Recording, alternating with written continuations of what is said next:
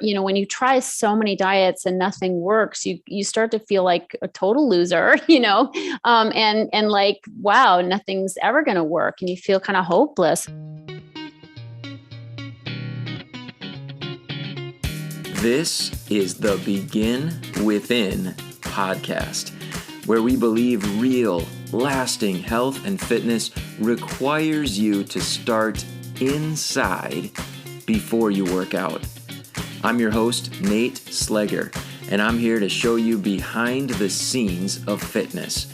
You already know exercise is good for you, but what about all the other things in life that affect your fitness? If you're looking for extra motivation to get started or to make sure you keep going, this is the place for you.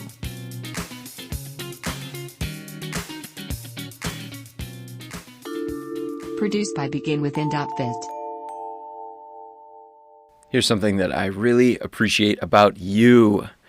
You are here because you understand the value of connecting. You understand the value of learning from others, like the experts that we have here on the Begin Within podcast each and every week. And I want to tell you about another opportunity that you have to connect more deeply with some of the experts on the show, as well as to benefit from some of the big lessons that I have learned along the way. I have a free book that I wrote recently, just completed it, and it is available for you to download. It's really 5 lessons that I've learned from being the host here on the Begin Within podcast, as well as each and every one of those 5 lessons connecting back to some of the places, some of the episodes that I learned them in. So it is a great support to you in your journey to healthier, in your journey to weight loss. I'm going to link the ebook in the show notes so that you can download a copy today. I hope you enjoy it. Let me know what you think. My guest today is Tricia Nelson. She is a transformational speaker and an emotional eating expert and the author of Heal Your Hunger. She lost 50 pounds herself by identifying and healing the underlying causes of her emotional eating, and she helps her clients to do the same. Super happy to have her here on the show. You are going to absolutely love her. She has a colorful way of explaining things. She's a great teacher. I'm so happy to be able to connect you with her. Now, a few things that I want you to listen closely for as we go through the interview. Just prepare your mind for what you're about to receive. First of all, this journey of weight loss, of getting healthier, needs to be grounded in self-care. She's going to talk about that, and she's going to explain why that is the case for you.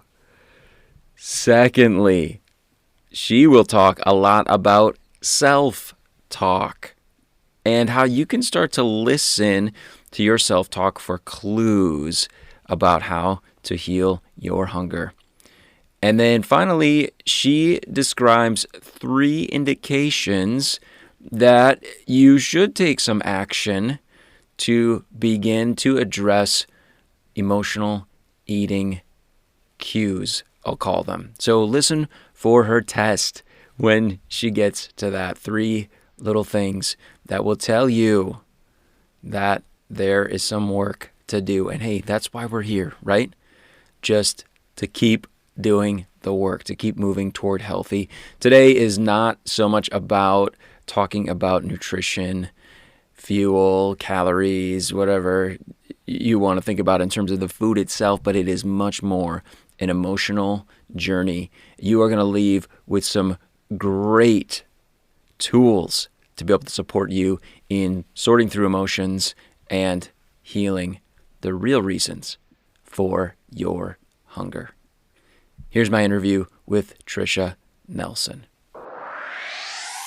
Heal Your Hunger is totally the culmination of, many years, first of all, of experiencing emotional eating personally, and then, of course, healing from it and researching, the underlying causes. My own healing journey led to developing a whole process for overcoming emotional eating. And that's where Heal Your Hunger happened. But to take you back to where it started, I think from the get-go, I was obsessed with food. I just love to eat. I love to cook. I love to serve it to other people, go out to dinner. It was like a big highlight for me. Yeah. And that wouldn't have been so bad, except that I, an adolescent, starting to gain weight. And by age 20, I was 50 pounds overweight. Okay. So that was a pretty miserable experience for me, especially because I had already started the whole diet roller coaster ride. So I could lose weight, but I would always gain it back again, and I was a yo-yo dieter. So I'd lose 30, gain 20, lose 10, gain 30, and I had 5 different sizes of pants in my closet as a result.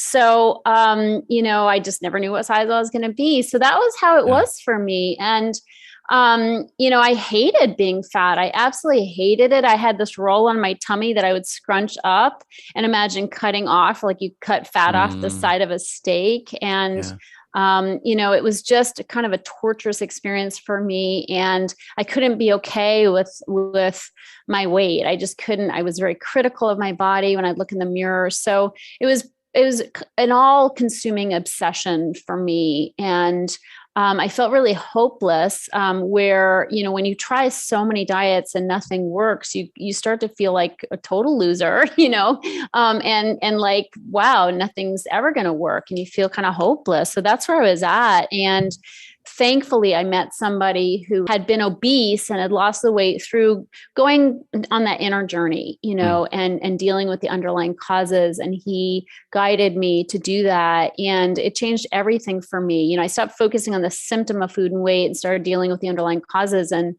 I've been in a thin body ever since, a healthy thin body ever since. So I'm so grateful for that. And as I said, that, what I did to heal became my method for helping others heal. And I've been doing this work for, I'm a little embarrassed to say for how long, because it's like my whole adult life, and I'm in my 50s now. So, so basically it's been a journey, but it's been an amazing journey of helping others heal. And for the last 5 years, I've done this online through Zoom and through, coaching calls in groups and one-on-one. I walk people through my whole step-by-step system, and I take the guesswork out of it. And it works for people, and it's a blessing to me, and I love what I do. And I'm super grateful and gratified that other people get benefit from it.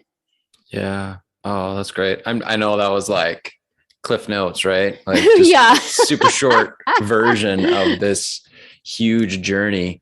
Totally.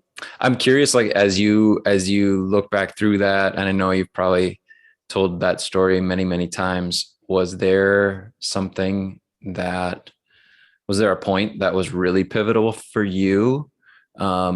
Something that really just accelerated your progress in healing? Or was it just consistent, regular steps forward? Well, it was definitely, my healing journey was grounded in self-care. So I learned self-care habits that made all the difference. And I teach that to my clients as well. Overeaters in my experience are overdoers. And we tend to, overdo really to compensate for some kind of inner lack. Lower self-esteem, perhaps, or an emptiness, and so we sort of look for accolades and atta girls, atta boys, and so that drives a lot of our doing, but our overdoing drives our eating, because it means we don't take time for ourselves. It means we don't, slow down long enough to learn about ourselves and get to know ourselves and what drives us, motivates us, when we're overdoing, we don't have time for our journey either, and so all that leads to just stuffing ourselves with food. Yeah. And so that's why the whole diet track is so, inane in a way, because it doesn't even touch all the real reasons why we overeat. And that's why people are on that same merry-go-round that I was on, is they just, keep hitting the symptom, but the symptom isn't dealing with the real problem. And therefore people are going back to their old ways. Gotcha. Okay. And we talked about emotional eating a little bit. We touched on that. What, in your opinion, is the difference between emotional eating and like food addiction? How does someone know Yeah. which, like, where they're at between those two? Yeah, and I use those words somewhat interchangeably because I was a food addict, but I don't think all food addicts I don't think all emotional eaters are necessarily food addicts, and I don't, Okay. but I do think all food addicts are emotional eaters. So, Okay. and what I mean by that is it's really a spectrum. And so to me, it's an emotional eating spectrum, and where you are in the spectrum determines whether you actually hit the mark of being a food addict, because food addiction is on the high end of the spectrum. So, Okay. my experiences were all like, we all have like hardwiring to emotionally eat. I mean, if you think of a mother breastfeeding her child, it's an emotional experience. It's a comforting experience, a bonding experience. So there's nothing wrong with getting some emotional hit from your food or feeling comforted by certain foods. But where you get into the danger zone, the higher end of that spectrum, is when you lose control, like like frequently don't have control, and you have consequences starting to mount. So overeating on ice cream here and there, not a big deal. Gaining 5 pounds when you go on a cruise, and then you take it off when you come back because you kind of straighten up and fly right. That's somebody has a lot of control and very few consequences. But where I lived was in the higher end of that spectrum. So I would frequently, once I start to eat, go down this very dark rabbit hole of binge eating, and promising I was going to stop and doing it again, and being obsessed with my binge foods, and when I was going to get to eat my chocolate, my favorite chocolate or ice cream or whatever, and wanting to be left alone so I could eat in front of the TV and kind of zone out. So that was kind of very antisocial behavior around food, and a lot of negative self-talk, like, you're such a loser, you did it again, what's wrong with you, like, why can't you be normal, all that really negative self talk and chatter. And then the consequences, I mean, there are so many consequences to this condition, not just, pre-diabetes or diabetes, heart disease, autoimmune issues, joint pain. I mean, the longer you go as an emotional eater, the more problems you have. And especially if you're yo-yoer like I was, I mean, it's really unhealthy for the body, and your skin starts to sag, and you feel very low self-esteem, like you're just never going to get it right. Just depression, anxiety runs pretty high for people who have this pattern, and they're on the higher end of the spectrum. It's a real roller coaster ride.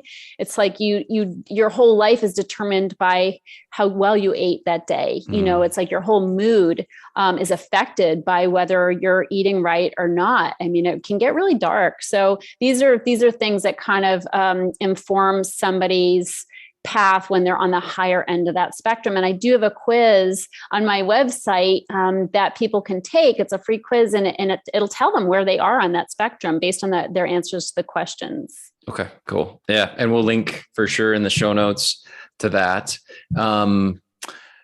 Emotional hunger versus physical hunger.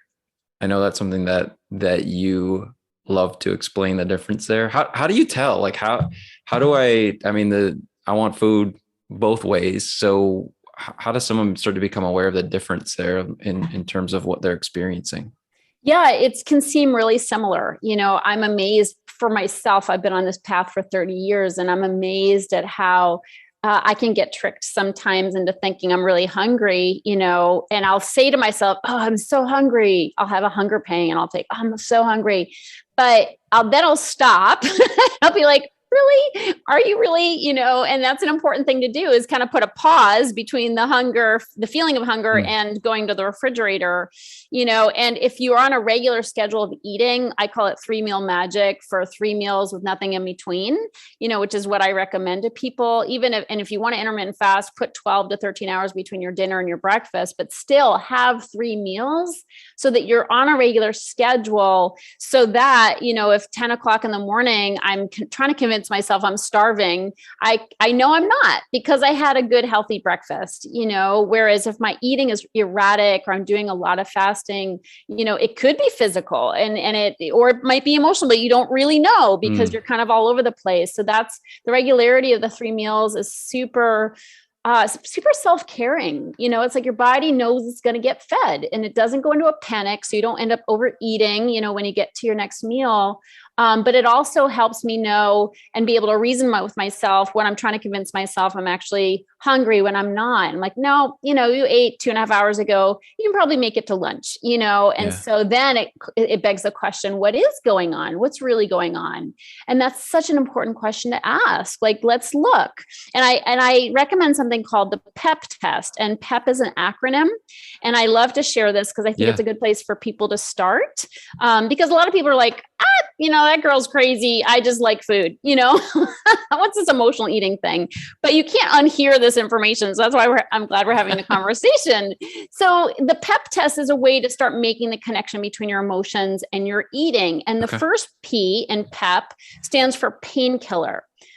Food is an amazing painkiller. It dulls the edges of life. Okay. It just does, and especially the carby, sugary foods, the yummy foods, the highly fattening foods that end up, making us gain weight, the snacky foods. But when we eat that stuff, it sort of softens the edges of life and it kills pain. And life is not comfortable. Oftentimes we have emotional pain, but when we're used to snacking, used to eating around the clock, we're not even aware of it. It still could be driving our eating, but we might not be in touch with it. So ask yourself, is there something that's uncomfortable for me? It may not be painful per se, but there's a lot of situations, a job that doesn't fit you, a marriage that's not working, a kid that's dysregulated, a parent that's sick. So there's lots of things that make us feel emotional pain, and we automatically, impulsively eat to kill that pain. And it works, it works temporarily, right? Always comes back. The E in PEP stands for escape. And when we're super responsible and we're going about our business, we just want to check out sometimes, especially when life is hard, and especially if we have, emotional eaters tend to be a little on the fearful side, anxious side. So we have anxiety and fear, and our heads are kind of awfulizing about the worst case scenarios.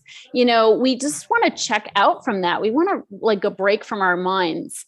And so it's, I used to get my ice cream and my chips and sit in front of the TV, and it's like, boom, you're in a whole faraway place. And so that's another reason and motivation for eating. And the last is a little less known or understood, and that's punishment. So the last P in PEP stands for punishment, which seems counterintuitive because we use food as a reward. But it's not a reward if you binge and feel sick and stuffed and mad at yourself, right? And then the next day you're bloated and you don't want to have your video on Zoom because you've got, the bloat face.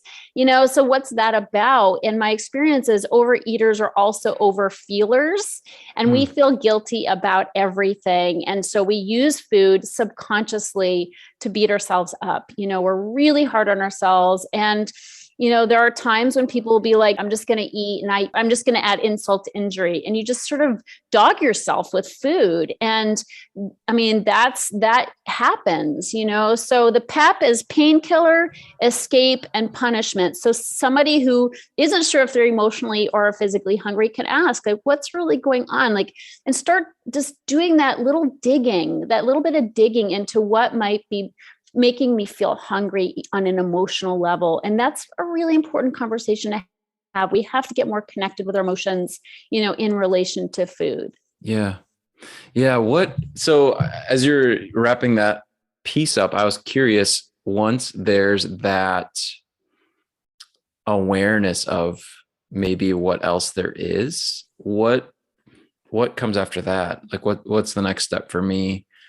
Once I've slowed down, I did the PEP test, and I'm like, oh, maybe it's this thing. Yeah. Well, first of all, get away from the kitchen, leave the kitchen, walk away, leave the house, go for a walk, get some fresh air, sort of get a change of your state. And kind of reevaluate. And, I like to pray when I walk. So prayer helps me. But there's writing, kind of expressive writing about what's really going on, that problem at work, that boss you can't stand, write it out, get those feelings out. That's going to be an amazing help. Pick up the phone, talk to a girlfriend, talk it out.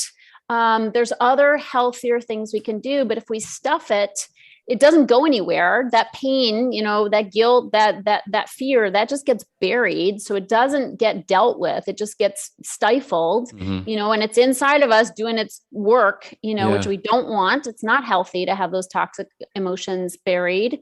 But there's healthier ways to just get it out, and we have to. And emotional eaters, we're not used to doing that. We're used to just kind of muddling through, having a smile on our face, acting like everything's fine. Deal with it, like process it, get it out of you. It's so much healthier, and it'll make your whole life better. Your whole life's going to be better when you have a healthier relationship with your emotions instead of just burying them with food. Yeah. I like the practicality of those, those steps and how easy they all sound. I kind of expected get a therapist or something, but like, just do something right now that is going to create a bit of a shift in the direction that you really want to go. I love it. And we can't be dependent on going somewhere, to get help. It's really like, these are tools we can use. They're right at our fingertips. They don't cost anything, but they do require that we stop and pay attention to ourselves. And that is something, self-denial is a big problem for emotional eaters. Like, we just sort of snuff out our existence and our relevance, the fact that we matter. We kind of snuff it out with food, and we do it in other ways as well. We don't use our voices. As emotional eaters, we tend to eat our words. So we don't say how we really feel is a problem. And this is what I teach my clients, is how to communicate in a healthy way. People don't need more nutritional information. Like, we're all pretty clear that salads are better than pizza, if you want to be healthy, so we have to dig in and get some new information. And that is, what's really going on, and having that, having that deeper conversation with ourselves, getting to know ourselves, on an emotional level. It's so healthy. It'll help, if you start speaking up for yourself, if you start expressing your feelings, talking to your spouse about what's going on for you, what's not working, what is working. Oh my God, like, it's a game changer for relationships. So it's on us. The onus is on us. The tools are at our fingertips. We have to start saying, okay, I deserve to take this time for self-care, for meditation, prayer, spiritual readings. I deserve to take that time. I have to take that time. If you expect to not overeat, you're going to have to make changes. Like, if nothing changes, nothing changes. So we have to, especially, and this is one of the reasons why diets don't work too, is diets don't give us tools for living, right. And all it does is take away our favorite foods. And so we're sitting there, sure, you feel good at first when you diet, you're like, I'm losing weight, I'm doing it, looking good, feeling good. And then after a couple of weeks, you're like, oh, this is really hard. Like, I can't, okay, how long is this going to last? Right. And it gets hard because you took away your number one coping tool. Yeah. Right. And so if you have nothing to replace it with, you're going to go back to your food. So you have to develop these new habits in order to cope with life. Food was my main coping tool. And it works temporarily, but then of course it fails and it backfires. But we can't just lose weight in a vacuum. We have to have new ways of coping with the stressors of life, which are going to keep coming. Yeah. Yeah. Awesome. What would you recommend as far as the best first step for someone to begin? As they're listening, I can imagine someone will be like, oh man, this is me. She's talking to me. What's the best first step for them? Yeah. A few things. First of all, I would say, take a look at your calendar, like, slow down, carve out some time in the morning to have some quiet time, start with that. Certainly I'm here for people. People can go to my website, order my book, which is on Amazon. It's called Heal Your Hunger, 7 Simple Steps End Emotional Eating Now. That's really informative because it'll give you a whole different tack. It's not about dieting. It's not about, I'm not a nutritionist. I don't give that information. I'm really about dealing with the underlying causes. So that'll kind of begin somebody on that journey. I also have a podcast, the Heal Your Hunger Show. But, I would just say and remind people that you don't have to do it alone. And it's really hard to do it alone. So all my programs are in groups because there's so much healing benefit to realizing you're not the only one who has this problem. And sharing with others heals us. Like the healing of the heart, it's not food we're hungry for. Let's be clear. We're just not like, yeah, we have normal hunger, but beyond that, it's a deeper hunger that we have to fill. I love it. I love that phrase. It's not food we're hungry for. Yeah. That's awesome. Cool. Tricia Nelson, thanks so much for being here. Thanks for having me. It's a real pleasure. All right. How did you do? How did you do with that PEP test, the PEP, to identify if there's some work for you to do around emotional eating? If you did find out that there's some work to do, did you catch the step that Tricia recommends that you take? Make some time for yourself. Make some time to reflect on that, to think about it, to sift through it and create a plan. A couple big quotes that I will savor from this interview, and you're probably going to see them on Instagram at some point. Tricia said, it's not food we're hungry for. It's so important to acknowledge that and to do some work around, well, what is the thing that I am hungry for? What's the hole that needs to be filled? And how can I address that need without turning to food as a way to deal with it? This whole process is about getting better at understanding yourself, learning about yourself, learning about your emotions. Stop and listen. Stop and pay attention to the self-talk around food. I absolutely love this interview. I'm sure that you did too. If you want to follow Tricia's work, you can do so at healyourhunger.com. I'll also link to a quiz where you can get a personalized score that Tricia put together there on her website.